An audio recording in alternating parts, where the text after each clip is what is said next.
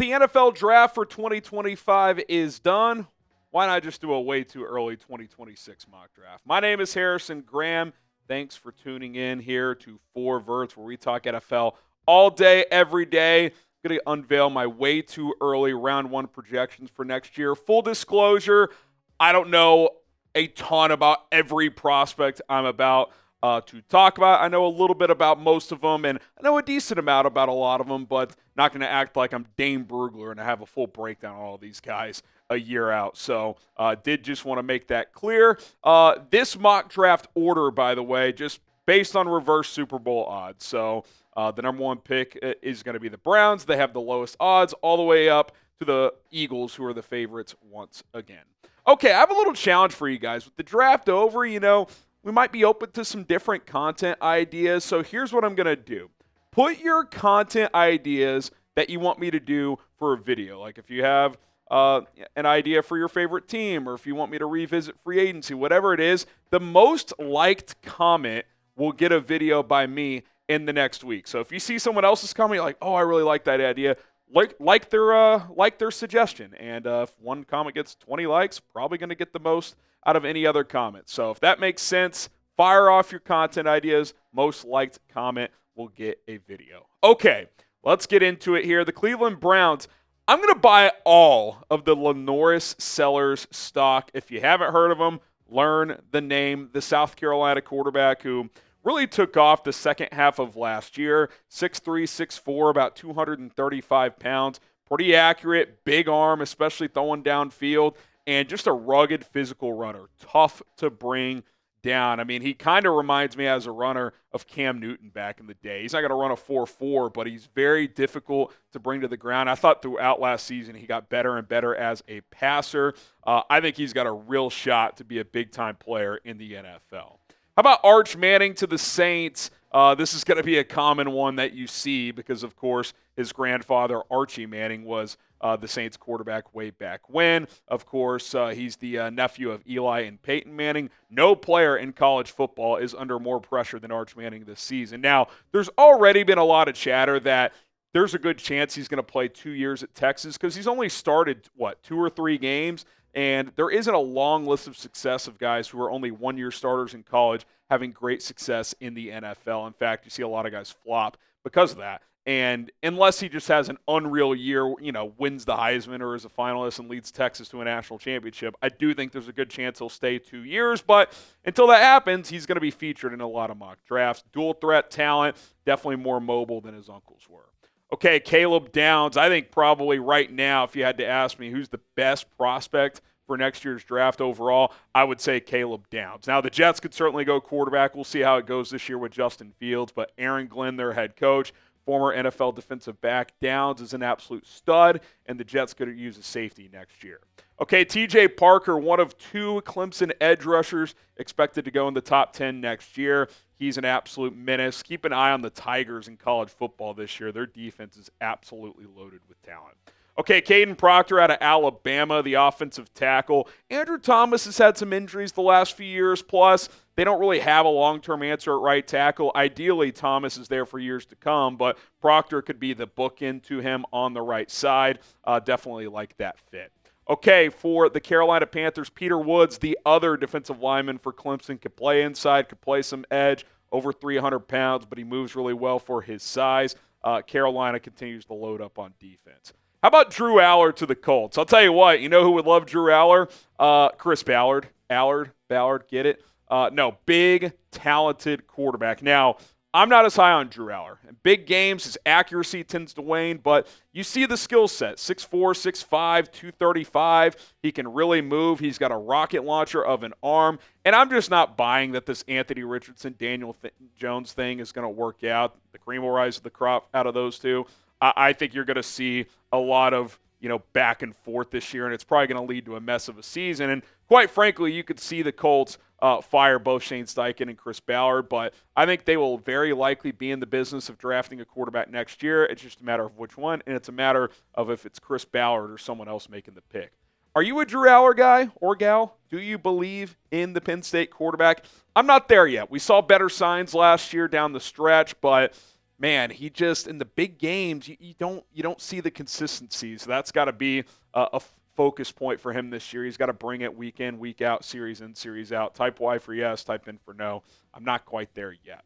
Okay, Avion Terrell, the corner out of Clemson. If you're wondering, yes, that is the younger brother of current Falcon star corner A.J. Terrell. A lot of the same characteristics his brother has, a potential top 10, top 15 pick. Remember, the Browns have an extra first-round pick from Jacksonville.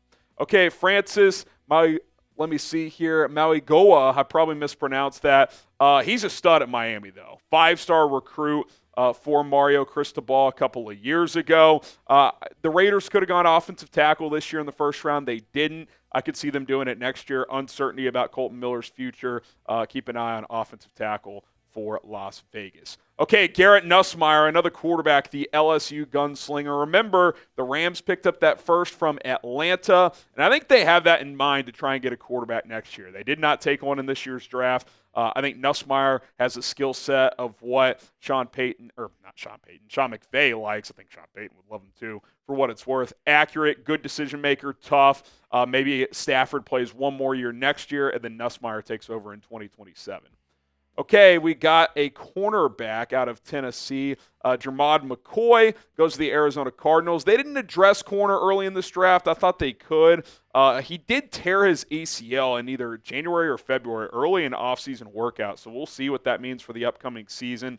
If he misses the whole year, that obviously would throw his draft plans out of whack. But if he can come back, by October and play well, he should be a very, very high pick. Okay, Jordan Tyson, first receiver off the board. Big, physical, fast. The Arizona State wide receiver. Dallas was linked to receivers in this draft. Didn't really happen. Could see them going in this direction. Next year, they still do not have a long-term sidekick next to C.D. Lamb. I would suspect for this upcoming season they're going to sign a free agent, but I think they'll be linked to receivers in next year's draft as well.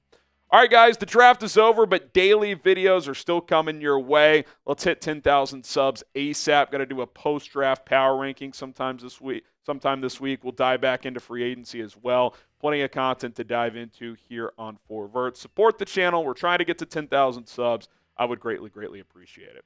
Okay, Ruben Bain Jr., the edge rusher out of Miami. Talented. I think he had 9 sacks last year for the Hurricanes. Why not just stay home?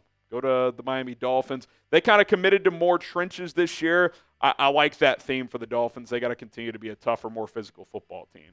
Okay, Anthony Hill, he's getting a lot of buzz as a potential top 10 pick, the linebacker out of Texas. Mike Vrabel, former linebacker. That's the one position on the Patriots defense that could improve moving forward as off-ball linebacker, and Hill projects to be the best one in this upcoming draft.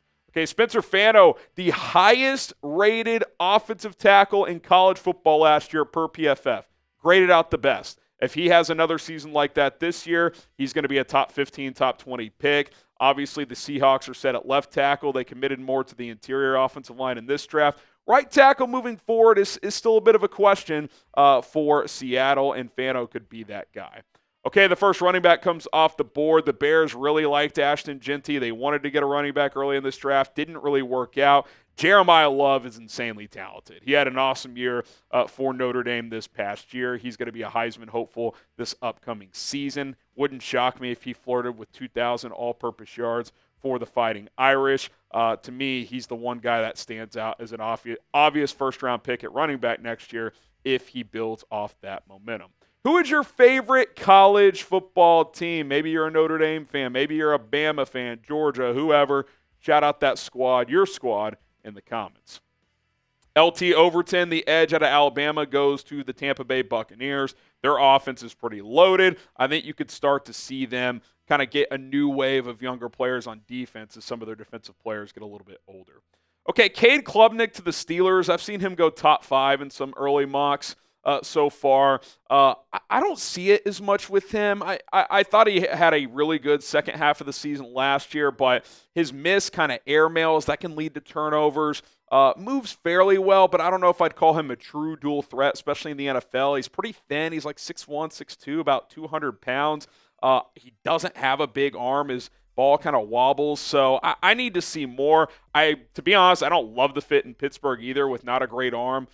But it just kind of worked out that way where I think Pittsburgh is likely going to need a long-term quarterback next year. So Klubnik was the best one on the board. I thought about Dante Moore out of Oregon. I thought about Sam Levitt out of Arizona State. Just need to see a little bit more out of those guys, but I'll kind of lean on the other draft pundits here and go with Klubnik, even though I'm not quite there with him.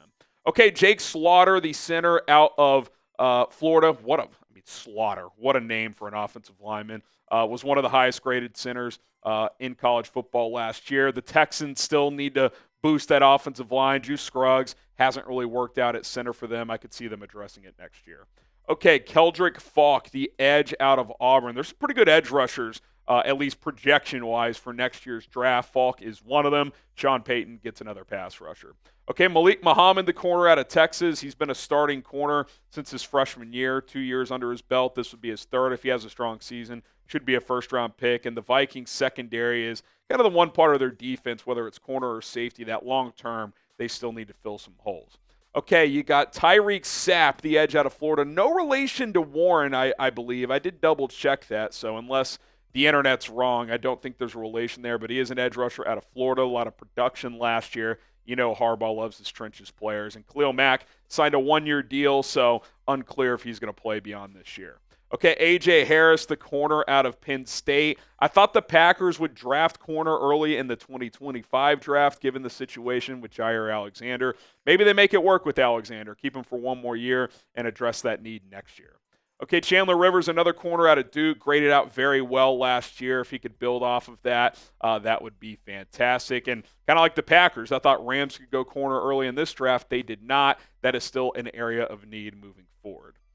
Okay, Deontay Lawson, another off-ball linebacker for the 49ers. Obviously, they lost Dre Greenlaw in free agency this year. Fred Warner's getting a little bit older. I could see them addressing off-ball linebacker in next year's draft.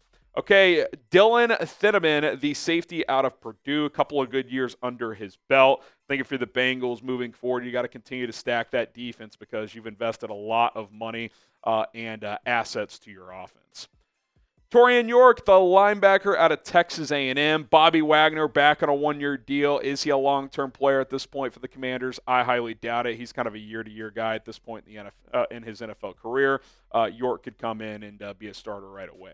Eric Singleton Jr., another receiver. He goes to Detroit.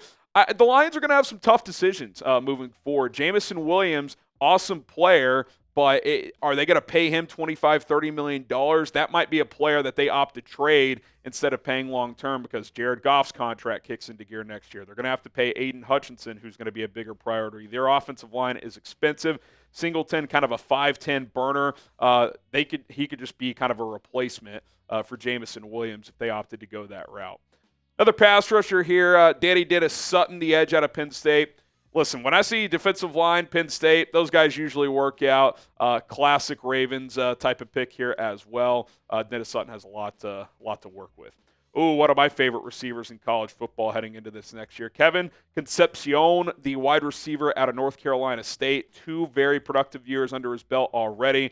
Another one, he should be a first-round pick, and the Bills could still continue to add to that offense as they don't have a true top weapon at this point in time. Okay, Denzel Boston, another receiver, the wide receiver out of Washington. 6'4", bigger guy. The Chiefs historically don't have those big body outside receivers. Could see them looking to add one next year. And then lastly, the Philadelphia Eagles get a mauler at guard, Armaj Reed Adams. Their right guard position's kind of in flux this year. They have Tyler Steen, Matt Pryor, a couple of kind of Band-Aid options there. If one of those guys doesn't emerge as a long-term answer, could see them adding a guard in next year's draft to address that need.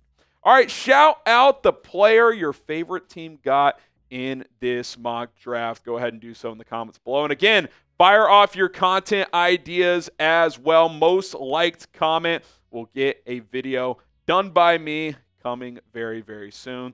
So I appreciate you guys for doing that. Don't forget to subscribe to the channel. We will continue to pump out NFL content just about every single day. We appreciate your love and support. Let's get to 10,000 subscribers ASAP. My name is Harrison Graham. See you guys next time.